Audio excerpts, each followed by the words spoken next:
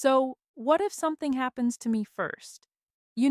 That question might sound simple, but for a lot of people, especially those who handle the financial planning in their household, it's one that lingers in the background. It's quiet, but it's persistent, and it can get really uncomfortable too. And I'll admit, it bothered me too. Welcome back to Retirees Consultation. I'm Ms. Griffin. And most couples are a lot like my marriage, where each person takes on different responsibilities. You find your rhythm, you divide and conquer, right? And when it comes to money, one person usually steps up to handle the long term planning. So that would be, the investments, the tax strategies, the drawdown approach, all of the little details, and the other person generally just trusts that you've got that under control. It's being handled. Well, that arrangement works great until something unexpected happens, right? It works until it doesn't. But here's the truth. It doesn't matter how carefully you've built your plan.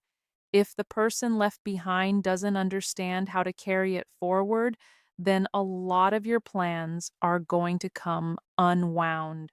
And so, in this video, I'm going to tell you exactly what I did to make sure my spouse wouldn't be left in the dark if something ever happened to me. Not just so the lights stay on and the bills get paid. That's the stuff that she handles anyway.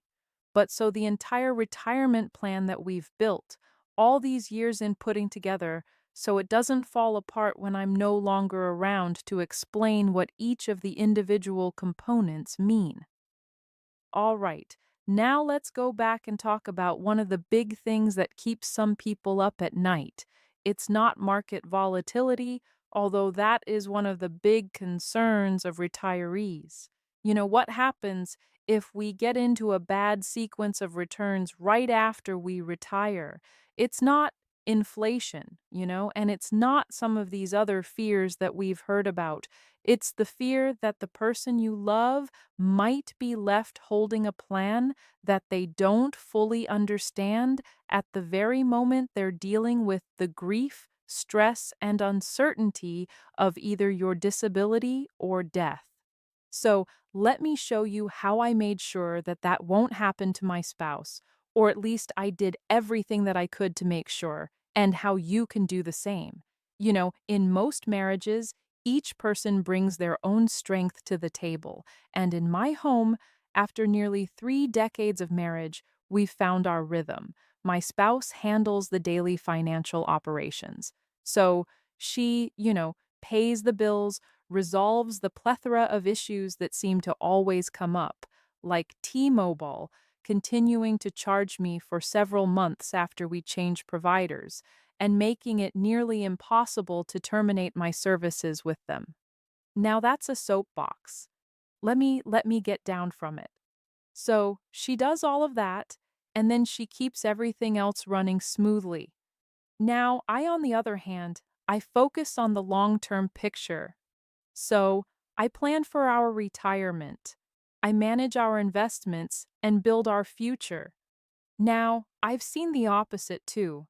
Sometimes the husband does the daily tax, sometimes the spouse, but no matter who does what, there's one person who generally owns the retirement plan and the other who again just trusts that it's being taken care of. And that's where the fear creeps in because if something happened to me, if I died suddenly or faced some sort of cognitive decline, would she know how to keep everything on track? Would she know what the plan is? Why the investments are structured a certain way? Or how to avoid making a big mistake? Or would she panic and turn to someone who seems helpful but doesn't have her best interest at heart? Now, that has kept me up at night a little bit because I know how easy it is to be misled in this industry. Anyone can call themselves a financial advisor. There's no barrier to entry. The title means almost nothing. And the idea that someone could swoop in during her most vulnerable moment, throwing around a few fancy terms, sounding knowledgeable, and then steering her into something complex and probably expensive and probably just to make a commission. Let's face it, that was my line in the sand. And that was the moment that I knew, all right, it's time to put some protection in place and have some real conversations here, right? Not just these accounts and say, this is what this is, but give her a map that's in place. So I got to work. I wasn't going to leave her in the dark, and I wanted her to know exactly what we've built, how it works, and what to do if I'm not here to walk her through it. So we started with the conversation, no spreadsheets, and that was difficult for me, but there was no legal documents and things that we drug into it that I was walking her through in the beginning. It was just a real honest talk. And I walked her through our accounts, why it's held there, why it's invested the way it is. And just as important, some of the things that I've intentionally avoided. We talked about our retirement plan, how the income should work, and what decisions she might have to make down the road if this law changes or this law changes or we haven't been able to save this much. And we decided that this wasn't going to be a one-time thing. We'd come back to it each year to keep it fresh and make sure she'd still be comfortable with this. Then I wrote it all down. Now, this was not a technical document, so this wasn't some kind of will or trust or something that would be read when the will was pulled out. This is just a letter from me to her. In plain English, I explained basically the same thing that I explained in the conversation that we had had because, as you know, if I'm talking to my spouse, she may be thinking, okay, Devin, but I've got to go. I'm about to have to take our daughter to tennis lessons or something like that, right? She may not be fully concentrating on the conversation when we're having that. And so I wanted her to have this written document. So I put it in plain English. I explained where everything is, what to do first, how the income plan works, and what to avoid. So things like don't rush, don't make big changes, and be very skeptical of people who show up out of nowhere. And that letter now lives in the front of our financial binder. We both know where it is. And if something happens, that's where she'll start.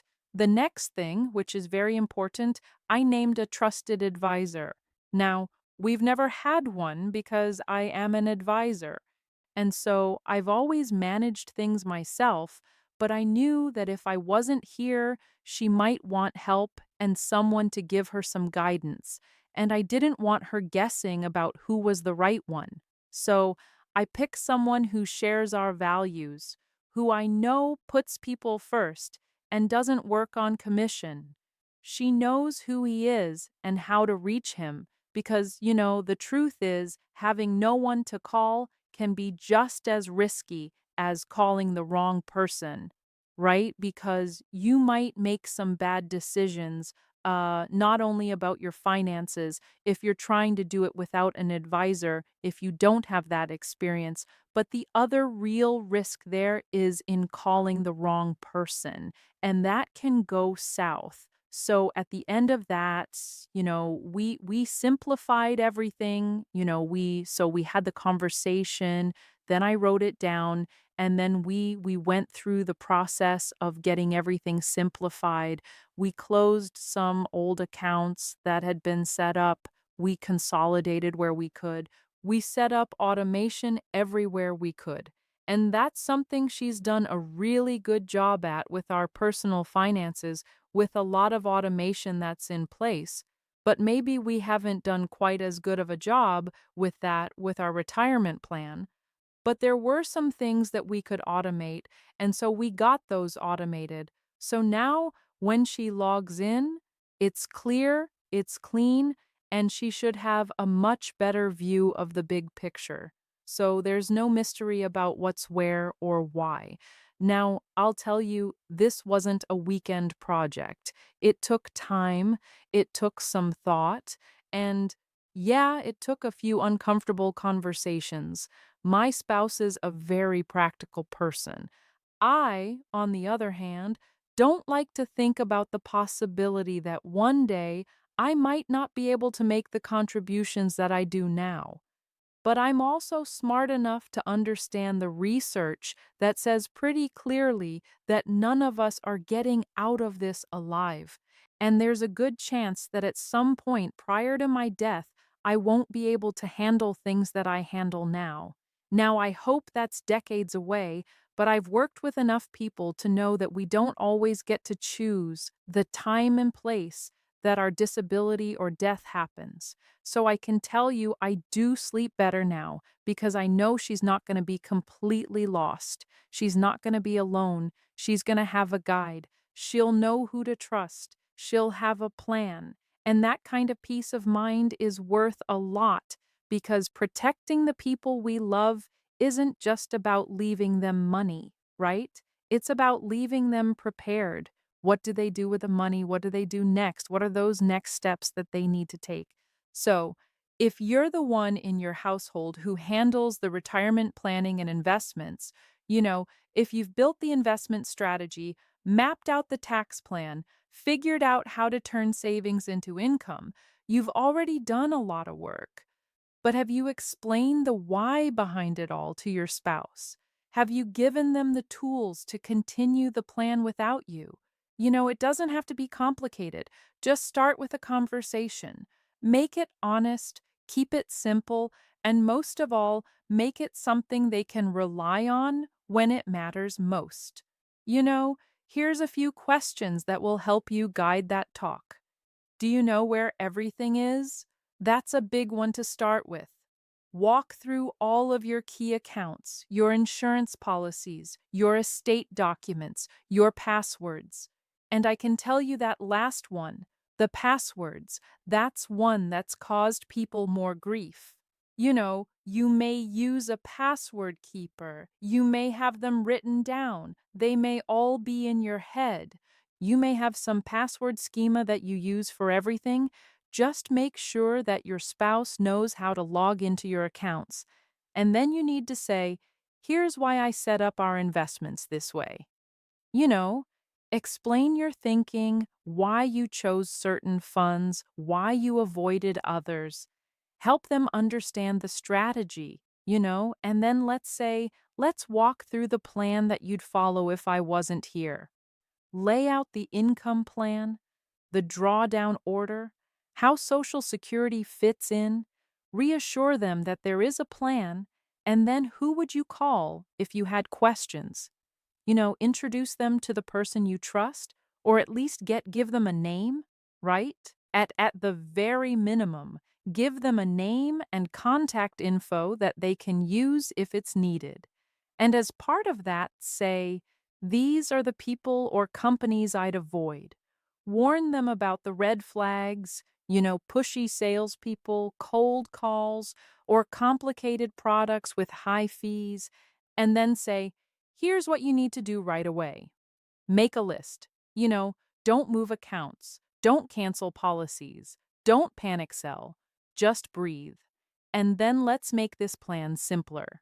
Ask if anything in that plan feels overwhelming. Clean up what you can. This automation that you can put into place, it helps tremendously, and so does clarity.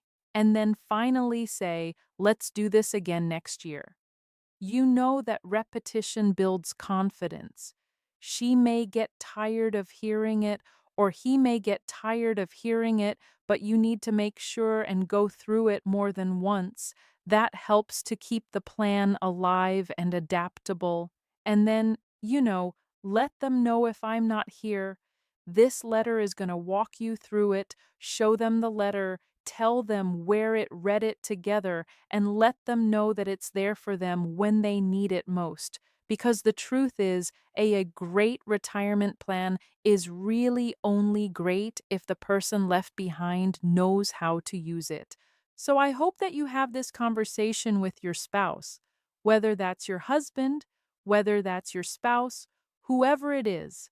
This is critically important. I've sat across the desk over the last 23 years from a lot of people who their spouse died suddenly or had some sort of event that left them unable to do some of the planning. And I can tell you these conversations helped tremendously, but they are the exception.